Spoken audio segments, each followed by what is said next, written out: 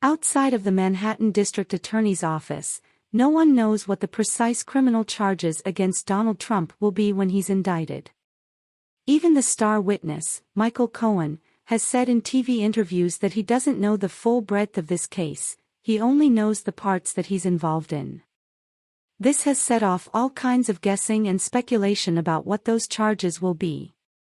What we do know is that this criminal case is centered around Donald Trump's hush money payments through Cohen to Stormy Daniels during the 2016 election.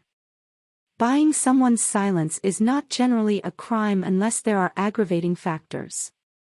But in the process of paying Daniels to keep quiet, Trump committed two clear violations of the law. He violated campaign finance laws by trying to bury the fact that it was happening. And he violated corporate fraud laws by trying to bury his reimbursement to Cohen. This gives the Manhattan DA a choice that prosecutors face all the time.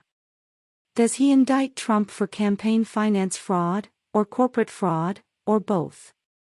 Observers on social media always righteously demand that Trump be aggressively hit with every possible charge, even going so far as to accuse prosecutors of being cowards for not throwing in the kitchen sink, but that does not in any way correlate to reality.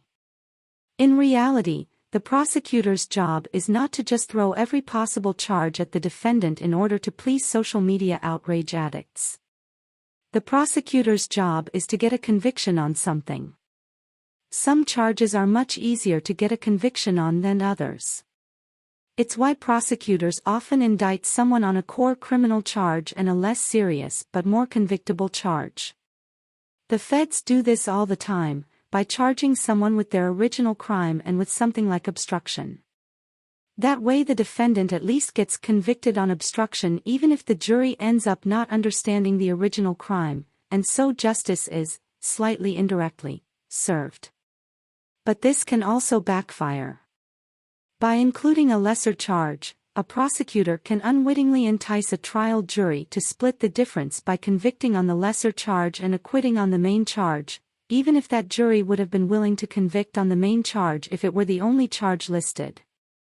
These kinds of decisions often come down to just how strong the evidence and testimony is with regard to each specific charge. It's not about whether the prosecutor has a backbone or any of the nonsense that gets repeated ad nauseum on social media.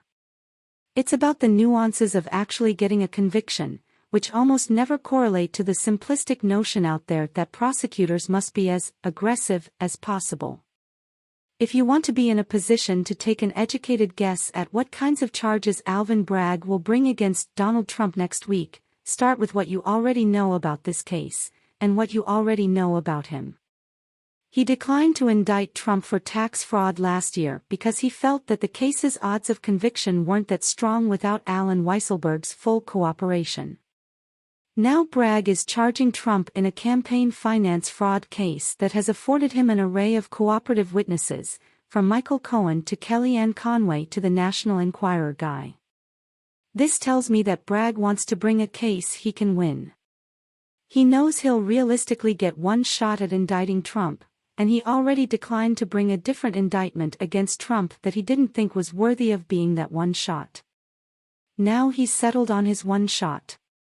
And you can probably expect him to take the safe route of only bringing the charges that are likely to result in a straightforward, comparatively swift, and high-probability conviction.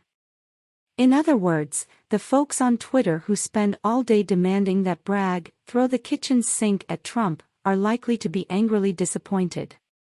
But these are generally folks who decline to familiarize themselves with how anything in the legal system works to begin with, and they're always angrily disappointed at everything anyway. In contrast, folks who have actually followed the progression of this criminal case, and who actually focus on things like how to successfully get a conviction, are likely to be pleased with the charges that Bragg brings against Trump. It'll likely be a neat and tidy criminal case that isn't so complicated that Trump can keep stalling it out in court, and that is near guaranteed to result in conviction. What does that translate to in terms of specific charges? Again, that'll come down to the specific strengths of the evidence and testimony with regard to each potential charge. And while we've all been following this particular criminal plot for long enough to feel like we know it inside and out, things look different when viewed in terms of what your evidence and testimony will allow you to 100% prove to a trial jury beyond a reasonable doubt. But look for something neat and tidy from Bragg, not some riskily ambitious overreach. He is, after all, a local district attorney who can only work within the confines of state and local laws. Bragg seems more inclined to let the DOJ special counsel bring the broadly ambitious criminal case that'll cover every inch of Trump's criminal life. Bragg seems to just want to be the first to get Trump convicted and sent to prison, which is fine by us.